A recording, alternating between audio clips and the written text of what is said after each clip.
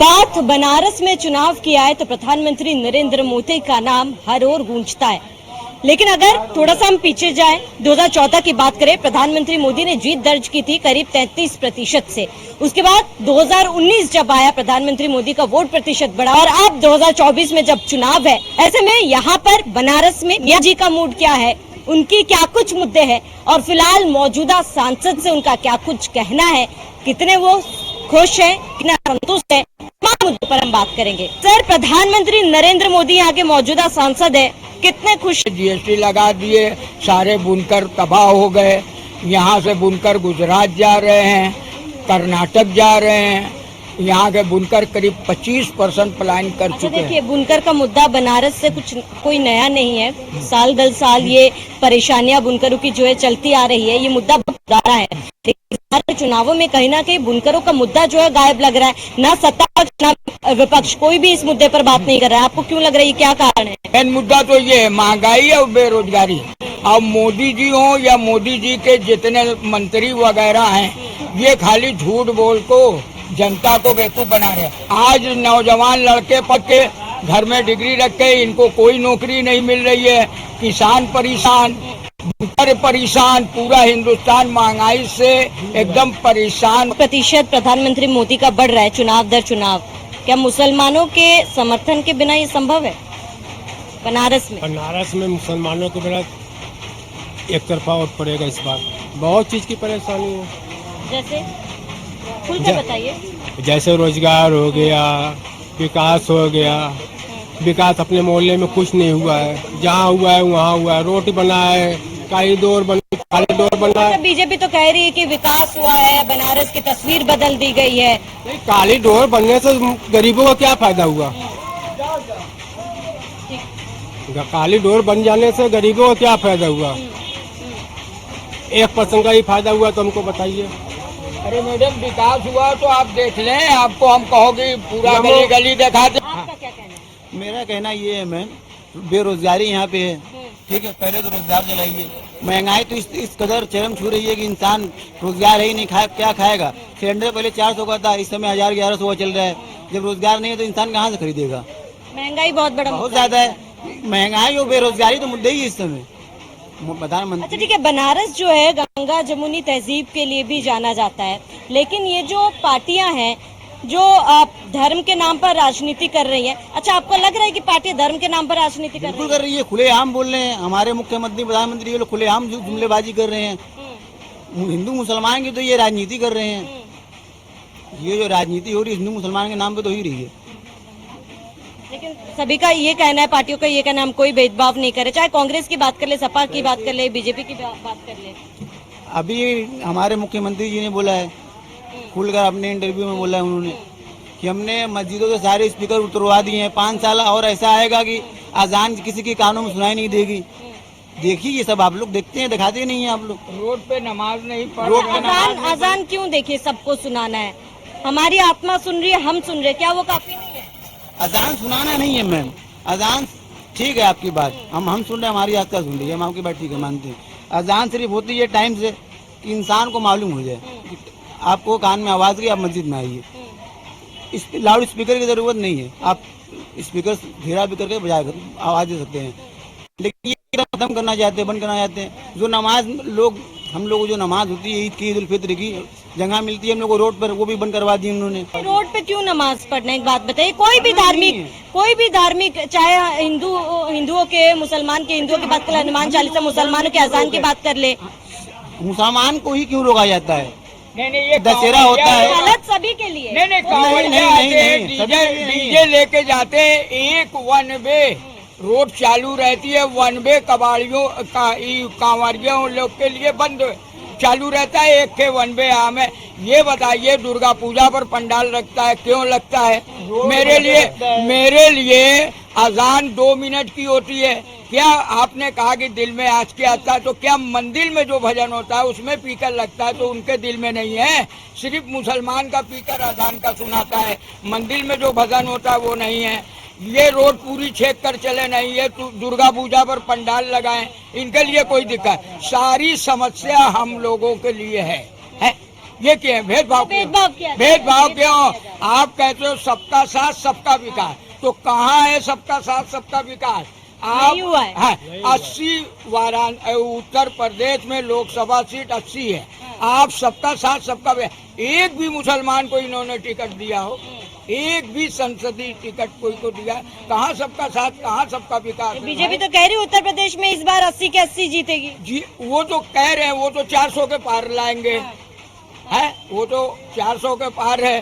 BJP तो बहुत कुछ कहती है। बीजेपी ने कहा था 2014 में अच्छे दिन आएंगे, हर हिंदुस्तान नागरिक के 15 लाख रुपया आएगा, किसान की 2022 में आय दुगुना हो जाएगी, हर आदमी को पक्का मकान दिया जाएगा।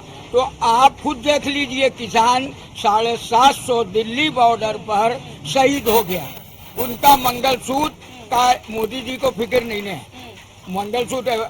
और ये जो हमला पुलवामा में हुआ, इनको 400 के पार मालूम था, वहाँ आ गया इडियट, उनको नहीं मालूम था पहले से। अच्छा, प्रधानमंत्री मोदी जो 400 का पार लगा रहे, बीजेपी की तरफ से 400 का पार नारा लगा रहे हैं, यहाँ पर हम देख रहे हैं क्योंकि नाराजगी है कहीं ना कहीं। मुसलमानों के समर्थन के बिना क्या ये संभव हो जाएगा? सबका साथ सबका विकास बार बार नाम आ रहा है, लेकिन इसमें सबका साथ विकास खाली विकास रोटी खाने नहीं दे रहा है। सबसे बड़ी मुद्दा है महंगाई और बेरोजगारी। ये दोनों अगर सही हो तो मोदी जी को कोई शिकायत नहीं है। सबसे बड़ी बात यही है, बेरोजगारी और महंगाई। अच्छा ठीक है, इस पे बात करेंगे, लेकिन दिल से बताइए, 10 सालों में कोई काम नहीं हुआ बनारस में, दिल से बताइए। दिल से क्या बताएं, अब आप लोगों के सामने नहीं है, जो सच्चाई रहती है वो नहीं दिखाता है। आप तो स्थानीय है ना है? आप तो स्थानीय है, आपने शुरुआत से बनारस को देखा है, तो 10 सालों में बदलाव हुए, कुछ तो बदलाव हुए। बदलाव क्या बदला है? इंसान बदल गया, मतलब बेरोजगारी आ गई, आदमी है, ये सब दिखाएगा, जो सच्चाई रहेगी नहीं दिखाता है। सारे विपक्ष से जितने तो हिंदुस्तान की जितनी भी पार्टी है, सब ने ईवीएम के लिए मुद्दा उठाया। एक ही पार्टी क्यों कह रही सच्चाई है? अगर आप सच्चे होते तो ये कहते कि ठीक है जांच करा लीजिए, या ईवीएम से जांच करा लीजिए, क्यों बैन लगा हुआ है? 405 जब से जहाँ की ईवीएम मशीन तैयार हुई है, वहाँ इलेक्शन होता है ईवीएम से? ये बता दीजिए हमको। जहाँ से उसका शुरुआत हुआ है, आगाज हुआ है, तो वहाँ तो नहीं ना इलेक्शन हो रहा है उसका ईवीएम से। चलिए आप सच्चाई तो नजर डालिए।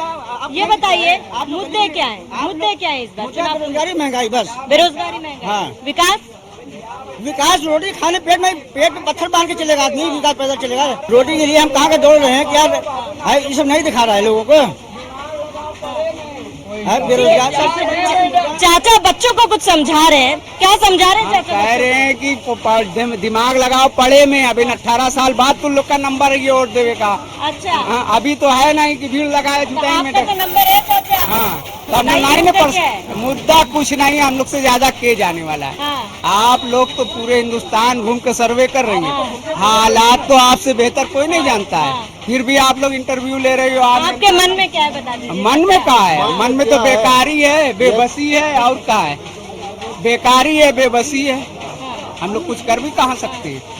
नहीं खुश है सांसद से? कुछ नहीं नजर आ रहे, कुछ नहीं नजर आ रहा है। ये बताइए, बनारस का जो मुद्दा है बुनकरों का, बहुत बड़ी समस्या रही है, इस बार के चुनाव में कोई बात क्यों नहीं कर रहा? अरे कौन करेगा, कौन करेगा?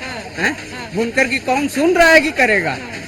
अरे जो हम लोग को सब्सिडी मिलती रही, कोई नहीं। हाँ, बताइए। सब्सिडी जो मिल रही थी, उन्होंने ये भी बंद कर दिया। ये आय बंद कर दिया। मुलायम सिंह दे रहे थे, मुलायम सिंह दे, हाँ बिल्कुल दे रहे थे। हम लोग को 65 रुपया लूम देना रहा, आप 420 रुपया दे रहे हैं। देखो कितना खतरनाक नंबर है, 420। सही आदमी को 420 बना दिए। अच्छा, देखिए, सही आदमी को बना। हाँ, सही आदमी को 420, एक लूम पीछे 420 देना पड़ रहा है। एक बात बताइए कि नहीं आप ठीक है, ये ठीक है, आप बात करें, विपक्ष की बात करें, मुलायम सिंह यादव की बात कर रहे हैं। इंडिया गठबंधन कितना कड़ी टक्कर इस बार दे सकता है प्रधानमंत्री? इंडिया गठबंधन तो जीत रहा है, मगर जमीनी स्तर पर आप जीतने देंगे तो ने। आप जिताएंगे ना? हम तो जिता ही रहे हैं, हमारा और तो जा ही रहा है। मुसलमान का तो टोटल जा रहा है। आप समस्या बता रहे थे, आप मुद्दा बता रहे थे, मुद्दा क्या है? मुद्दा कुछ नहीं है, हम पीने जा रहे अभी चाय है। हमारा अगला वोट पड़ेगा अजय राय। अच्छा, अजय राय जी को हम पीने जा रहे चाहे हमारा अगला और होगा अजय क्या राय। बात है? हाँ। मोदी कर दिया है, पब्लिक को हाय है, इसीलिए हम मोदी को योगी कर रहे हैं बाय बाय। क्या बात है, क्या बात है, क्या बात है, क्या बात है? और फिर आपसे ज्यादा ने हिंदुस्तान के बारे में कोई नहीं जान पाएगा। यहाँ हम लोग एक जगह स्थित है। देवे आप युवा है, आप युवा है, रोजगार तो मुद्दा है ही, इसके अलावा क्या कुछ मुद्दे हैं? क्या बनारस में विकास नहीं हुआ? बीजेपी क्योंकि कह रही है विकास कहाँ हुआ है? समय जो है समय परिवर्तन होता है। ये जो भी सरकार आएगी वो विकास देखिए, विकास की बात इसीलिए कह रहे हैं, विकास की बात हम इसीलिए कह रहे हैं क्योंकि बीजेपी लगातार विकास का मुद्दा उठा रही है।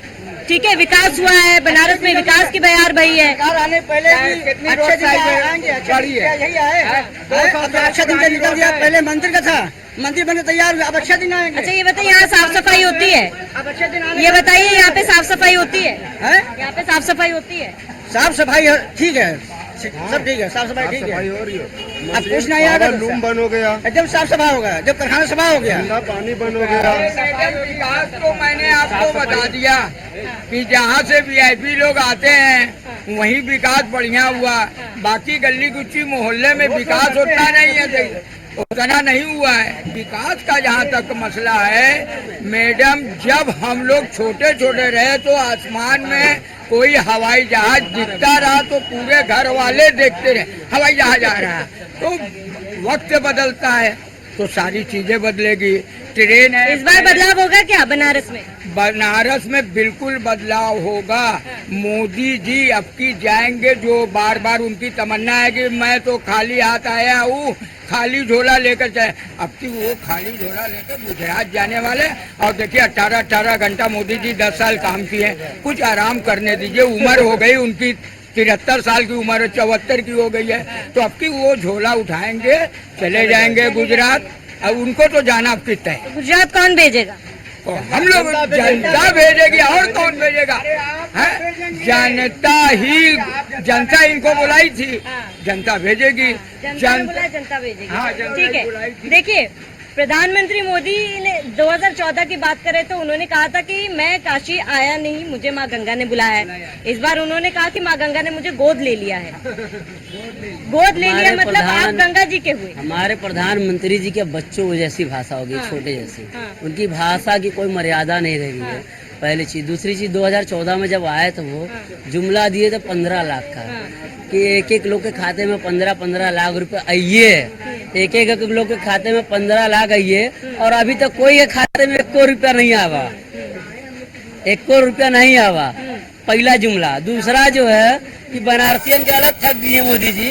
गैस सिलेंडर में 450 का। स्मृति ईरानी जो है उनकी रोड पर बैठ के धरना प्रदर्शन करत रही।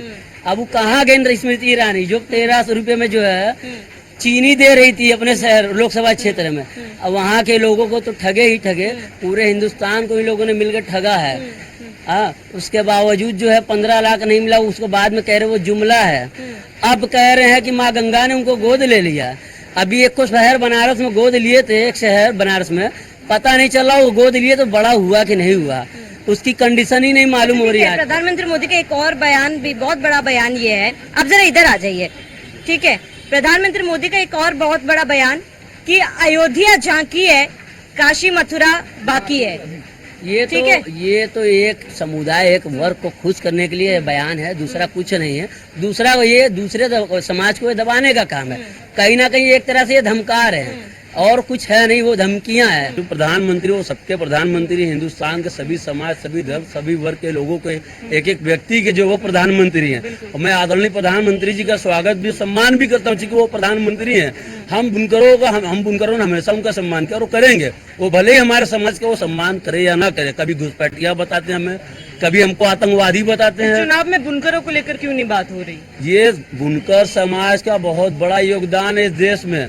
बनारस की जो गंगा जमुनी तहजीब है, इस देश में जो है गंगा जमुनी की तहजीब की मिसाल दी जाती है।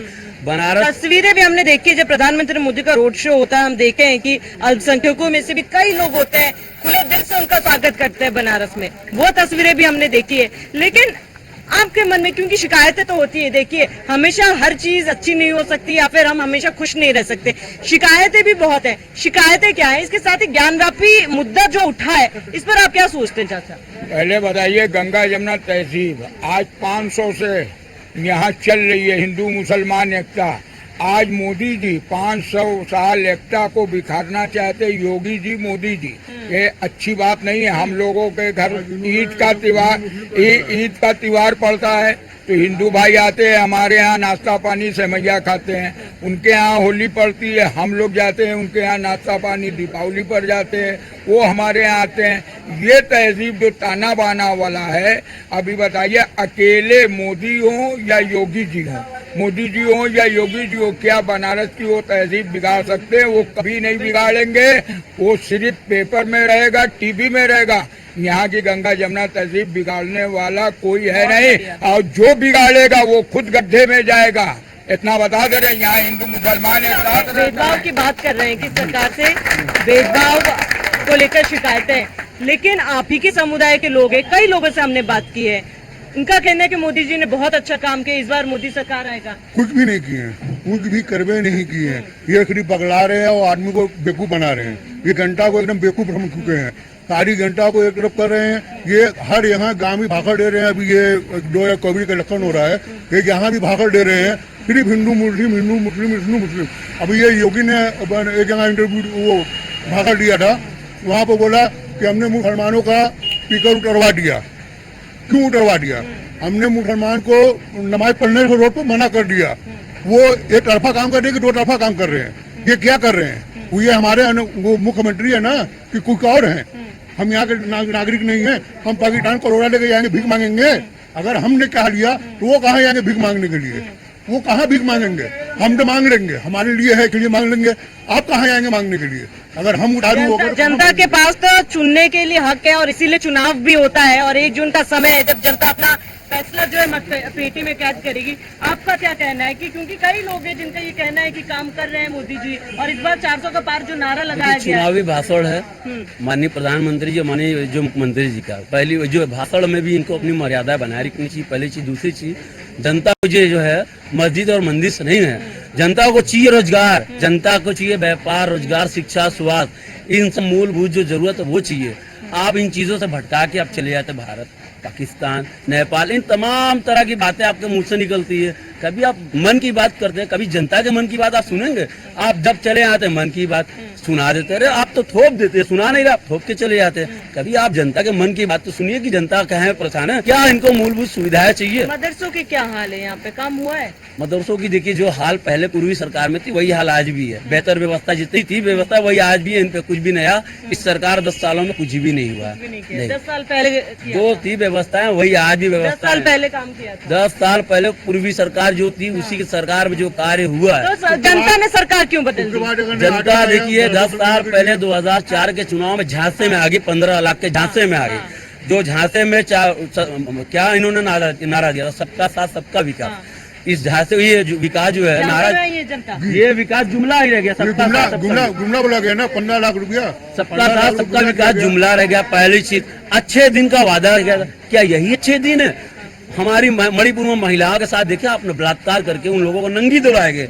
बनारस के बीएचयू जो है कैंपस के अंदर आईटी के जो छात्र थे, वो बीएचयू के जो बीएचयू की जो महिलाओं के साथ जो काम किए वो भाजपाई आईटी से गए थे, उनके ऊपर कोई कार्रवाई हुई? आप गुदौलिया चौराहे पर देख लीजिए, दरोगा को दवा कर भाजपाई पीटे और 307 में मुकदमा होगा, 2 दिन में जमानत। सुरक्षा एक बड़ा मुद्दा है। घर बुलडोजर, सुरक्षा एक बड़ा मुद्दा है। और ये भाजपाई गुंडे हो गए हैं और जब चाहते हैं जहां चाहते हैं अपनी तरह से कार्रवाई करवाते, प्रशासन के द्वारा, शासन के द्वारा।